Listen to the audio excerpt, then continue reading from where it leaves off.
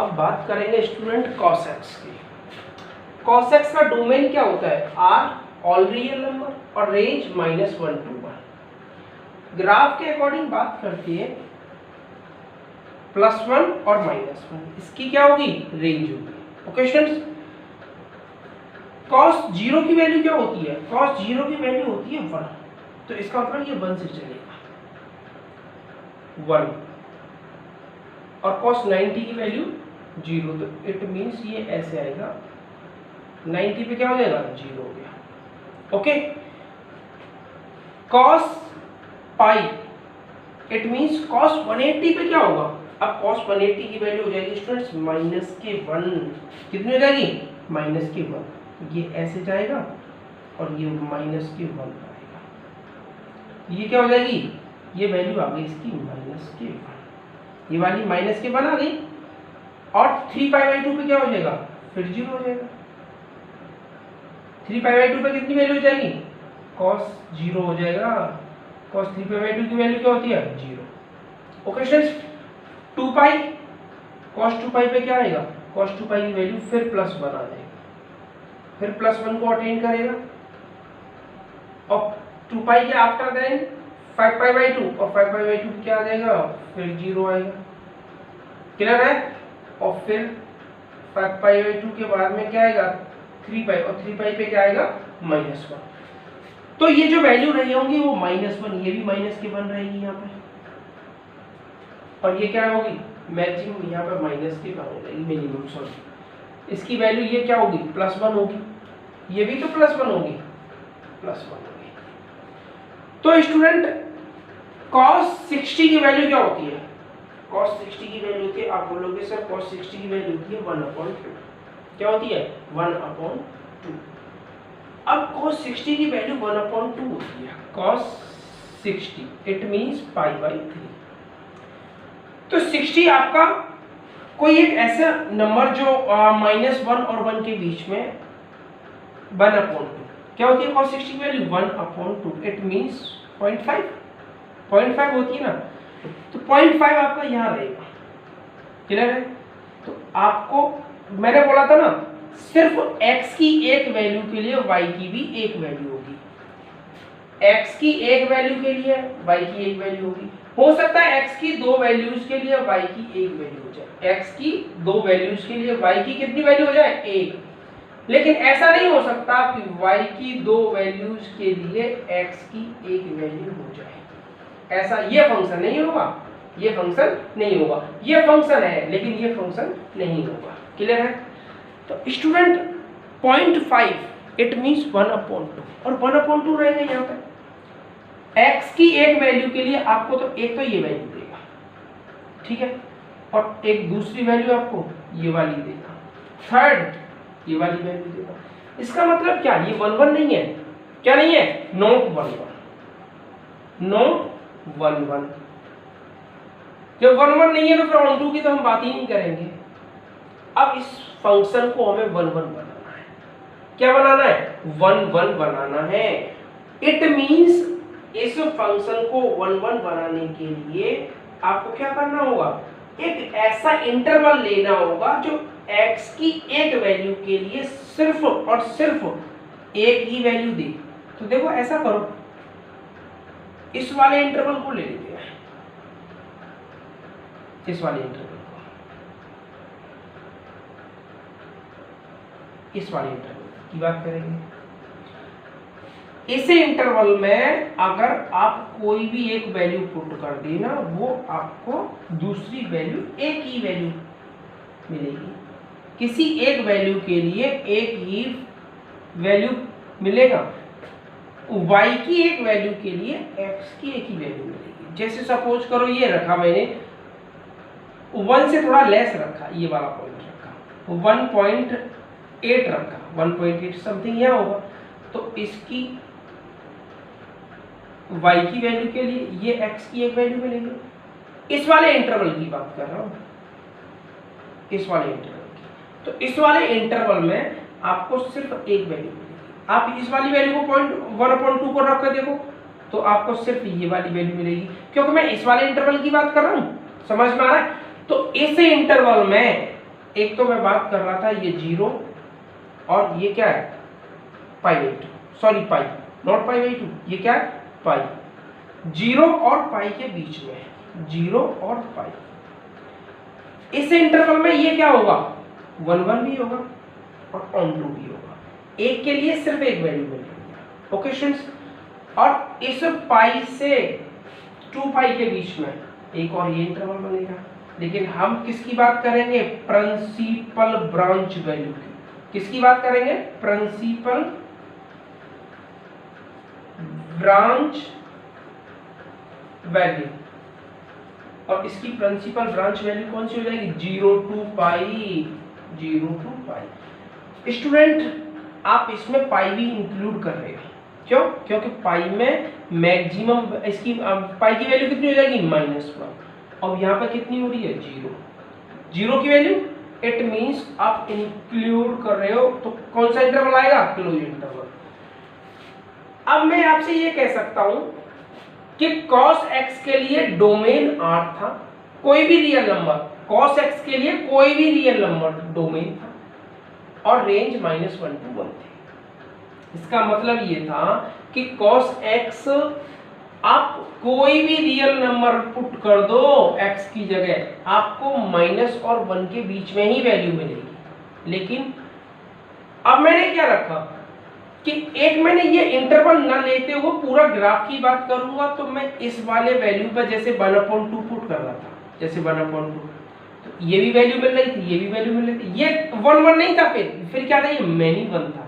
ये कौन सा फंक्शन था, मैनी 1 फंक्शन। अब मुझे ये 1 फंक्शन बनाना है, तो मैंने ये इंटरवल लिया, और इस इंटरवल को मैं क्या बात कर रहा हूँ, प्रिंसिपल ब्रांच वैल्यू। अगर मैं बात करूंगा cos इनवर्स x के लिए, तो ये आपका क्या हो जाएगा, ये डोमेन हो जाएगा। क्या हो जाएगा, डोमेन cos इनवर्स x के लिए। और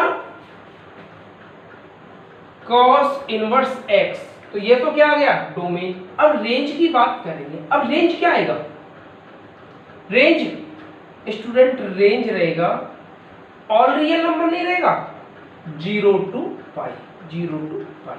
तो ये आ गया आपका cos x। क्लियर है। अब बात करेंगे tan x के बारे में। स्टूडेंट्स मैं इसे थोड़ा इस टाइप से भी बता सकता हूं ग्राफ के अकॉर्डिंग, कि जैसे मैंने लिया 0 और फिर π/2 ऑफ एंड पाई, और फिर रखा 3π/2, 3π/2, और उधर रखा क्या 1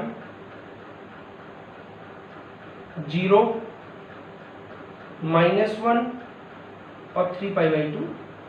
अब एक बात बताओ, 0 के लिए क्या दे रहा था, 0 के लिए 1, π/2 के लिए 0, और पाई के लिए -1, पाई के लिए -1 दे रहा था, और 3π/2 के लिए क्या दे रहा था, 3π/2 के लिए 0। इसका मतलब ये 1 है, नहीं, ये कौन सा फंक्शन है, मैनी 1 फंक्शन। इस मैनी 1 फंक्शन को मैंने किस में कन्वर्ट किया, 1 में। क्लियर है। अब स्टूडेंट्स बात करते हैं नेक्स्ट पॉइंट के बारे में। स्टूडेंट्स हम बात करेंगे पहले sec x की रेंज के बारे में, sec x, not sec x inverse x, sec x। अब स्टूडेंट्स sec x की रेंज के बारे में बात करने से पहले sec x क्या होता है, sec x होता है is equal to 1/cos x। अब cos x की जो रेंज होती है वो तो -1 to 1 होती है। क्या होती है, -1 to 1। लेकिन इस केस में cos x is not equal to 0। क्या होगा, cos is not equal to 0। इसका मतलब तो ये है कि cos x या तो -1 होगा या -1 और 1 के बीच में होगा। cos x हो सकता है -1 हो या -1 से बड़ा हो सकता है +1 हो और हो सकता है +1 से छोटा हो। cos x 0 तो नहीं होगा, -1 से बड़ा हो सकता है, -1 हो सकता है, और +1 से छोटा हो सकता है, +1 भी हो सकता है। ठीक है। लेकिन स्टूडेंट्स अब मैं बात कर रहा हूं जैसे sec x और sec x इक्वल टू क्या होता है 1 cos x, लेकिन cos x की जो रेंज थी वो थी -1 और 1। अगर मैं sec x की रेंज की बात करूंगा sec x तो 1 अपॉन -1 आएगा और 1 अपॉन 1 आएगा। क्लियर है? इट मीन्स sec x की रेंज की बात करेंगे तो -1 और 1 आएगा। जब cos x when cos x lies between 1 and -1 lies between 1 and -1, जब cos x किन दो के बीच होगा -1 और 1 के बीच में, तो आपको पता है अगर ऐसा करो माइनस और 1 के बीच में -1 और +1 के बीच में ऐसा करो, क्या ले दो 0.1 ले दो 0.1 और 0.001 0.0001। स्टूडेंट अगर मैं बात कर रहा हूं कि मैंने इन दोनों के बीच में ये वाले 3 नंबर ले दिए, क्लियर है? तो आपको एक बात मालूम होना चाहिए कि 1 अपॉन किसकी बात कर रहा हूं मैं sec x, तो 1 अपॉन cos x और cos x से मैंने वैल्यू 1.01 ले ली, क्या ले दी 0.01 या 0.1 ले दो 0.01, ठीक। मैं पॉइंट हटाऊंगा तो पता है 2 zeros तो कितना आ जाएगा 100, इट मींस 100 आ जाएगा। किसकी वैल्यू आ गई थी ये 1 अपॉन 0.01 की वैल्यू कितनी आ गई 100, लेकिन ये तो 1 से छोटी थी, वैल्यू कितनी आ रही है 100।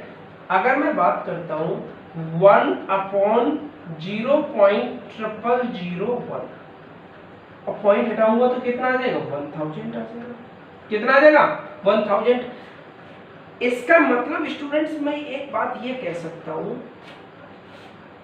कि अगर कोई भी x की वैल्यू किसी भी केस में 1 अपॉन x, लेकिन x ग्रेटर देन होगा किससे 0 से और लेस देन होगा किससे 1 से, तो हमेशा ग्रेटर देन 1 आएगी। इस चीज का विशेष ध्यान रखना। समझ में आ रहा है? 1 अपॉन x की कोई एक ऐसी वैल्यू दे दो जो 0 से बड़ी हो 1 से छोटी हो, ऑलवेज ग्रेटर देन 1 देगी। क्लियर है? अब यही चीज मैंने आपको यहां पे बताई। देखिए 0.01 0 से ग्रेटर था 1 से लेस देन था, तो कितना आ गया था 100, ग्रेटर देन 1 आ गया था। इसका कितना आ गया था 1000 आ गया, तभी ग्रेटर देन 1 था। अब स्टूडेंट्स अगर मैं ये बात करता हूं, थोड़ा से रफ कर लेते हैं कि अगर मैं ये बात करता हूं कि 1 अपॉन कोई x की ऐसी वैल्यू जो -1 से बड़ी हो और 0 से छोटी हो, तो वो ऑलवेज लेस देन आएगी -1 से। क्या आएगी? लेस देन आएगी -1 से। इसका मतलब तो ये है कि ऐसी वैल्यू जो इस 1 से बड़ी होंगी, सॉरी 1 से छोटी होंगी, लेस होंगी और 0 से बड़ी होंगी, वो ऑलवेज ग्रेटर देन रहेंगी 1 से। अब 1 से कितनी ग्रेटर देन रहेंगी? हो सकता है मैं ये वैल्यू ना लेके, ये वाली वैल्यू ना लेके, कौन सी वैल्यू लेके, ये वाली लेके, ये ना लेके ऐसा ले दूं 0.000000001। अब ये तो बहुत आएगा। दूसरी वैल्यू और ऐसे ही लेता रहूं तो बहुत आएगा, और ये वैल्यू कहां तक चलेंगी? फिर चलेंगी प्लस इनफाइनाइट तक। बात इतनी समझ में आ गई कि कोई ऐसी वैल्यू जो 0 से बड़ी हो लेकिन 1 से छोटी हो। अब 0 और 1 के बीच में कितने नंबर लाई करेंगे? बिटवीन रहेंगे। Between how many numbers? Between 0 and 1? Infinite many number. कितने होंगे? Infinite many number. समझ में आ रहा है? तो अब मैं बात करूं ऐसे नंबर जो -1 से ग्रेटर देन हो और 0 से लेस देन हो, तो वो क्या आएगा? वो -1 से ऑलवेज लेस देन होगा। क्लियर है? इसका मतलब ये है स्टूडेंट, जब मैं इसकी cos sec x की रेंज की बात करूंगा, किसकी?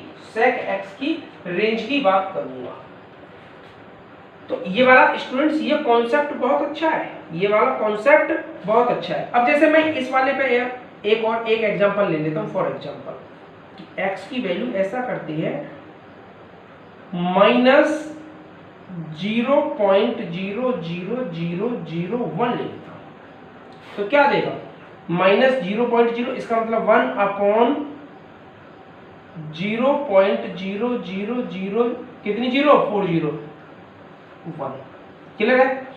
अब मैं इसको क्या कर सकता हूँ, ये माइनस था तो माइनस यहाँ लगा दूंगा, कितने जीरो आ जाए 1 पे कितनी जीरो आ जाएंगी 4 ये और 1 ये 5 डिजिट है तो 5 जीरो आ जाएंगी। क्लियर है? अब एक बात बताओ, how many numbers lies between -1 and 0? आप बोलोगे sir infinite many numbers lies between -1 and 0। इसका मतलब ये क्या है, माइनस इनफाइनाइट कहां तक जा सकता है, ये माइनस इनफाइनाइट तक जा सकता है, और ये कहां तक जा रहा था, ये प्लस इनफाइनाइट तक जा रहा था। अब मैं बात करूंगा इसकी रेंज के बारे में, किसकी रेंज के बारे में, cos sec x के बारे में। sec x का जब स्टूडेंट्स रेंज कहां तक जा रहा था, माइनस इनफाइनाइट, लेकिन किससे स्टार्ट हो रहा था, -1 से। तो और इन दोनों का ओपन इंटरवल आएगा स्टूडेंट्स, किसका, sec x का, इधर आएगा ओपन इंटरवल, इधर आएगा क्लोज इंटरवल। क्यों? क्योंकि -1 हो सकती है और माइनस इनफाइनाइट से पहले, इनफाइनाइट नहीं होगी, माइनस इनफाइनाइट तक हो सकती है, माइनस इनफाइनाइट से पहले, it means between but including -1। और यूनियन 1 मैक्सिमम क्या हो सकती है, +1। मैक्सिमम क्या हो सकती है, प्लस इनफाइनाइट, सॉरी क्या हो सकती है, प्लस इनफाइनाइट। ये sec x का, sec x। मेरा कहने का मतलब ये था स्टूडेंट कि cos x की जो रेंज थी वो -1 से 1 के बीच में थी। जब मैं sec x की बात कर रहा था तो sec x मैंने इसका रिवर्स कर दिया, तो -1 और 1 आ गया। इट मींस जो sec x होगा वो इन दोनों के बीच में लाई करेगा, इन दोनों के बीच में लाई करेगा। cos x की ऐसी वैल्यू पुट करो, cos x की ऐसी वैल्यू पुट करो जो इन दोनों के बीच में आए। तो आपने पुट की 0.001 0.0, तो ये आ गया। जब मैंने ये वाला पॉइंट रखा, x की ऐसी वैल्यू जो 0 से ग्रेटर देन होगा लेकिन 1 से लेस देन होगा, ऑलवेज 1 से ग्रेटर देन होगा। क्लियर है? ऑलवेज 1 से ग्रेटर देन होगा। तो स्टूडेंट्स अगर 0 से ग्रेटर देन होगा, 1 से लेस देन होगा, ऑलवेज 1 से ग्रेटर देन होगा।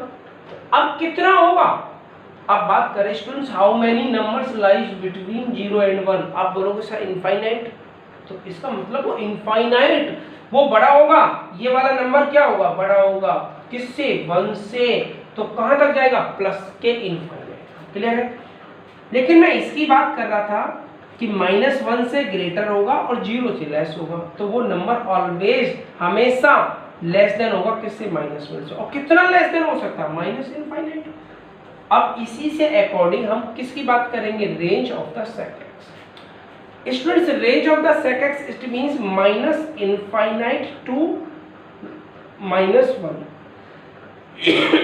इधर ओपन इंटरवल लगाएंगे, इधर क्लोज इंटरवल, क्योंकि -1 तो ले सकते हैं ना, यूनियन क्या था, +1। अब ये आएगा क्या, plus infinite.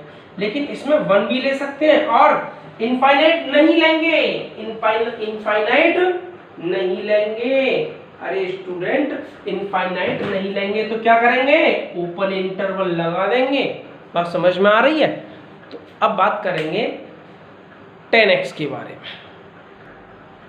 Student sec inverse x की जो डोमेन होगी वो डोमेन क्या होगी, sec इनवर्स x की रियल नंबर में से, क्योंकि cos x की क्या थी, रियल नंबर थी, माइनस कर देंगे क्या, ओपन इंटरवल -1, 1 ओपन इंटरवल। और रेंज क्या होगी, रेंज होगी स्टूडेंट्स सेम, इसकी रेंज क्या थी, ये 0 to π/2, ये क्या था, cos x क्या था, 0 to पाई। cos x की रेंज क्या थी, ये तो था, ये तो 0 था। अब ये मैंने इंटरवल यहाँ लिया था, ये वाला पाई, तो क्या थी इसकी रेंज, 0 to पाई। सेम इसमें भी 0 to पाई रखेंगे, 0 to pi. sec inverse x में क्या आ जाएगा, 0 to पाई, 0 to पाई। लेकिन एक बात और याद रखनी है, क्या कि इसमें sec x में पाई बाई 2 की वैल्यू कितनी होती है, इनफाइनाइट होती है, क्योंकि 1 upon pi by 2, 1 upon cos pi by 2, 1 upon 90 और 1 अपॉन कॉस 90 की वैल्यू क्या हो जाएगी, अरे 1 अपॉन कॉस 90 और 1 अपॉन कॉस 90 की वैल्यू क्या होती है, 0। और इट मींस इसका मतलब ये है कि ये इनडिफाइन आ जाएगा, क्लियर है, इनफाइनाइट आ जाएगा। तो इसमें से माइनस कर देंगे किसको, पाई बाई 2 को। समझ में आ गया ना। तो sec इनवर्स x की जो रेंज रहेगी वो क्या हो जाएगी, जीरो टू पाई, रेंज क्या होगी, 0 to pi minus pi by 2। Clear है। अब बात करते हैं नेक्स्ट पॉइंट के बारे में। स्टूडेंट्स बात करेंगे, एक्चुअल में वीडियो लेंदी हो जाएगी, काफ़ी लेंदी हो जाएगी वीडियो, तो उस चक्कर में sec x का ग्राफ मैंने डायरेक्टली बना दिया है। Graph of sec x 0 pi by 2 pi 3 pi by 2 2 पाई। 0 क्या होगा, ये 1 और पाई बाई 2, पाई बाई 2 पर थोड़ा सा ये है क्योंकि इस पे ये इनफाइनाइट होगा। ओके स्टूडेंट्स, सेम है 3 पाई बाई 2 और 2 pi. Cos graph of sec x pi by 2 and 3 pi by 2। Okay students, ये किधर रहेगा, pi by 2 plus pi by 2 to 3 pi by 2। Okay, now next cosec x। cosec x का graph students इस type से होगा, 0 क्या रहेगा, 0, और cosec 0 की वैल्यू क्या रहेगी, इनफाइनाइट रहेगी, वो प्लस के इनफाइनाइट हो जाएगी। और cosec pi by 2 90 plus 1। Okay students, pi 180 infinite, same as pi infinite 3 pi by 2 minus 1, 2 pi infinite, इधर आ जाएगा। ये स्टूडेंट्स टच नहीं कर रहा है, ये टच नहीं कर रहा है इसे, ना इसको टच करेगा, बिल्कुल भी टच नहीं करेगा, बिल्कुल स्ट्रेट इसके पैरेलल आ जाएगा। क्या करेगा, parallel. So next tan x and cot x। Student tan x, tan 0 की वैल्यू क्या होगी, 0, तो 0 पे आ गया। tan 90 की वैल्यू क्या होती है, इनफाइनाइट, तो वो इनफाइनाइट पे अटेंड करेगा, इनफाइनाइट को, ठीक है। और माइनस पाई बाई 2 की वैल्यू क्या हो जाएगी, इधर इनफाइनाइट आ जाएगी, तो ये इनफाइनाइट को अटेंड करेगा। क्लियर है। 10 माइनस पाई बाई 2 की वैल्यू क्या आ जाएगी, माइनस इनफाइनाइट आ जाएगी, तो माइनस इनफाइनाइट को अटेंड करेगी। और पाई की वैल्यू क्या होती है, 0, पाई की वैल्यू 0, पाई बाई 2 की वैल्यू फिर अटेंड करेगा किसको, इनफाइनाइट को, माइनस इनफाइनाइट को और प्लस इनफाइनाइट को, 3 पाई बाई 2। ओकेशंस, अब 3 पाई बाई 2 पे देखो, 3 पाई बाई 2 फिर अटेंड करेगा, इधर ये इनफाइनाइट को करेगा। 2 पाई की वैल्यू 0, 5 पाई बाई 2 की वैल्यू फिर इनफाइनाइट को अटेंड करेगा और उधर 3 पाई बाई 2 को अटेंड करेगा, ठीक है। अब इसमें ऐसा करो, sin 30 की वैल्यू क्या होती है, sin 30 की वैल्यू होती है, आप बोलोगे सर sin 30 की वैल्यू होती है 1/√3, ठीक।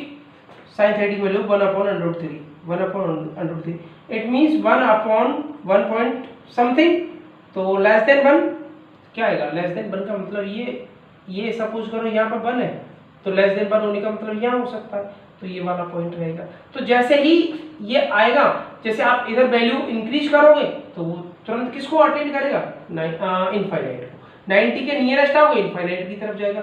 ये इसके पैरेलल है, इंटरसेक्ट नहीं कर रहा, ना टच कर रहा है कहीं, ऐसे ये पैरेलल है, ये भी पैरेलल है, ये भी पैरेलल है। बात करते हैं cot x के बारे में।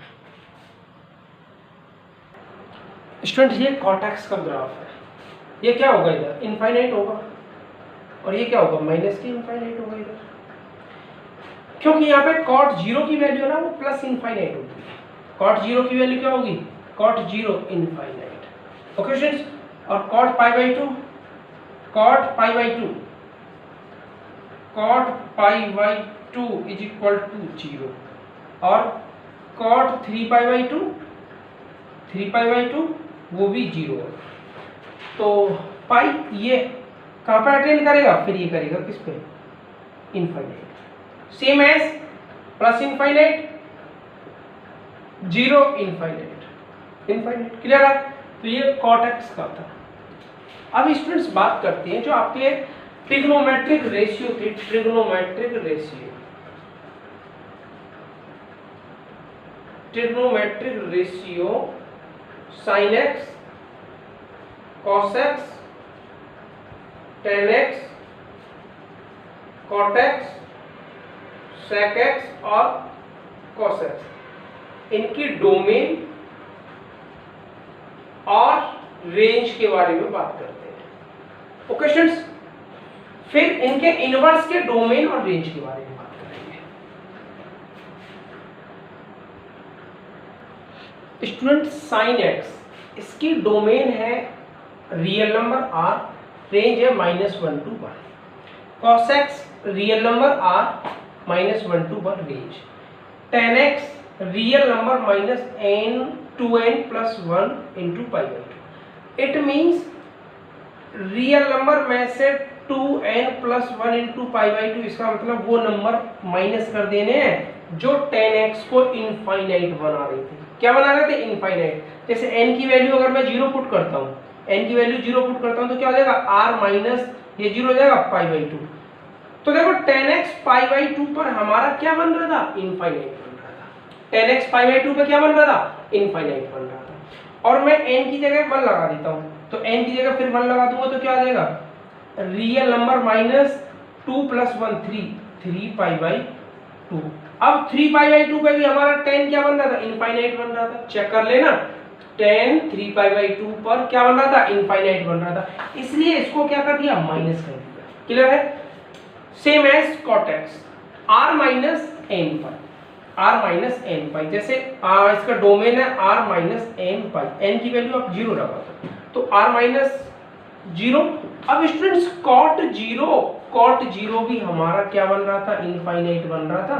क्लियर है. अब n की जगह 1 लगा दो, r माइनस पाई. अब पाई की वैल्यू भी तो चेक कर लो. क्यों, क्योंकि cot पाई की वैल्यू तो इनफाइनाइट आ रही थी. 2 करेंगे तो 2 पाई, r माइनस 2 पाई. अब चेक करना, 2 पाई में भी तो cot, 2 पाई पर भी तो cot क्या था, इनफाइनाइट था. इसलिए r माइनस n पाई लिखा. क्लियर है. अब इसकी जो डोमेन रेंज होगी, रेंज किसकी, 10 की, minus infinite to plus infinite, और cot की भी range minus infinite to plus infinite रहेगी. क्योंकि ग्राफ आपका ऐसे हो रहा था, minus infinite to plus infinite हो रहा था. sec x के बारे में स्टूडेंट्स मैंने आपको बताया था, किसके बारे में, रेंज के बारे में. अभी बताया था थोड़ी देर पहले. बहुत ये इसका जो पॉइंट है बहुत अच्छा पॉइंट है स्टूडेंट्स.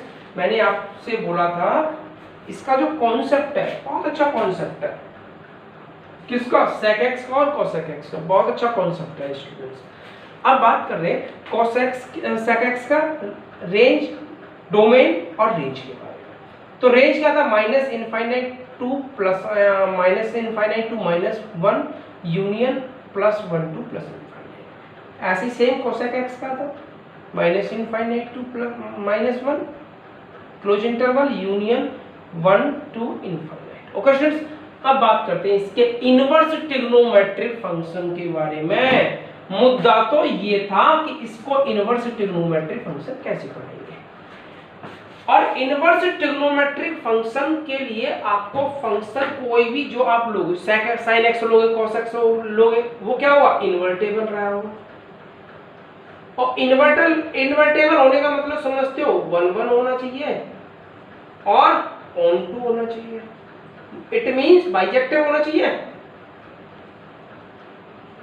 और 1 1 sin x मैंने अभी बात आपको ग्राफ से बताया था ना, क्योंकि x किसी भी एक y के लिए x की एक वैल्यू नहीं दे रहा था, इनफाइनाइट वैल्यू दे रहा था. इसलिए sin x को हमने क्या बनाया था, 1 1 बनाया था. सेम एज cos x को भी 1 1 बनाया था. फिर ऐसे ही मैंने बताया था स्टूडेंट्स cos x के अकॉर्डिंग किसका बताया था, sec x का. क्लियर है? Same as 10x cot x और cosec x को भी 1 1 और ऑन टू बनाएंगे, जिससे किसी एक y की वैल्यू, जैसे मैंने बात की थी ना y = fx, किसी एक y के लिए पर्टिकुलर एक x की एक वैल्यू आएगी। ऐसा नहीं है कि एक वैल्यू के लिए आपकी दो वैल्यू निकल के आ रही है, y की एक वैल्यू के लिए x की दो वैल्यू आ जाएंगी, ऐसा नहीं होगा। लेकिन y की दो वैल्यू के लिए x की एक वैल्यू आ जाएगी। और वो मैंने बात की थी किसमें, इसमें बात क्यों कर रहा था, 0 1 -1 2 और -2, 0 1 4 x y, और क्या होता है y इक्वल क्या होता है fx। फंक्शन क्या ले दिया मैंने, फंक्शन ले दिया y इक्वल x² या fx equal x², fx equal x²। आप इस फंक्शन को fx इक्वल x² लिखो या y equal x², y equal x², क्यों, क्योंकि y इक्वल fx है ना। तो देखो जब मैं 0 पुट कर रहा था तो 0 की 0 आ रही थी इमेज, और 1 की 1 आ रही थी, -1 की +1 आ रही थी, 2 की 4 और -2 की 4। समझ में आ गया? इसका मतलब x की एक वैल्यू के लिए y की एक वैल्यू होगी, x की एक वैल्यू के लिए y की एक वैल्यू। ऐसा नहीं हो सकता कि x की और x की जैसे -1 था और +1 था, जैसे मैं बात कर रहा था ना इस पर ग्राफ का, ऐसे था ना, ये होता है y और ये होता है x।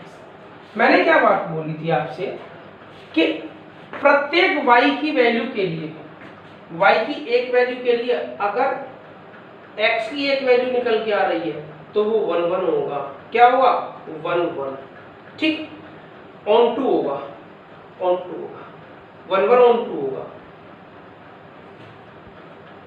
और अगर एक से ज्यादा आ रही है तो वो क्या रहेगा,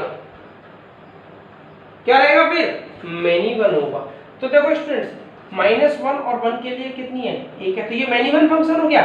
लेकिन ऐसा नहीं हो सकता कि ऐसा हो जाए इसकी एक इमेज 1 भी 0 से रिलेटेड हो जाए, 0 भी 1 से रिलेटेड हो जाए, 1 भी 0 से रिलेटेड हो जाए, 0 भी ऑलरेडी इससे हो, तो ऐसा नहीं हो सकता। ओके स्टूडेंट्स, तो बात करते हैं inverse of the trigonometric function, inverse of the trigonometric function के इनवर्स के बारे में। स्टूडेंट्स, इनवर्स ट्रिग्नोमेट्रिक फंक्शन, और वो किसकी बात करेंगे, रेंज, प्रिंसिपल, ब्रांच। वो मैंने आपको बताया था साइन इनवर्स x। डोमेन क्या आएगा, -1 to 1, रेंज -π/2 +π/2, और इंटरवल रहेगा वो पता है, close interval. Cos inverse x -1 to 1, range 0 to π, interval close. tan inverse x, range, domain real number, range -π/2 to +π/2, open interval, ये क्लोज नहीं है, open interval. Okay, cot all real numbers are domain and range 0 to π, open interval। sec inverse, real number -1, 1, range 0 to π -π/2। Okay, cosec inverse x, r -1, 1, real number, range क्या रहेगा, -π/2, +π/2, -2। Students, मैं बात कर रहा था क्लोज इंटरवल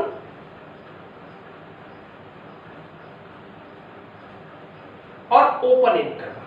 क्लोज इंटरवल जैसे ये था 5 to 8, तो स्टूडेंट्स इसका मतलब ये इंक्लूड भी होगा 5, 6, 7 और 8।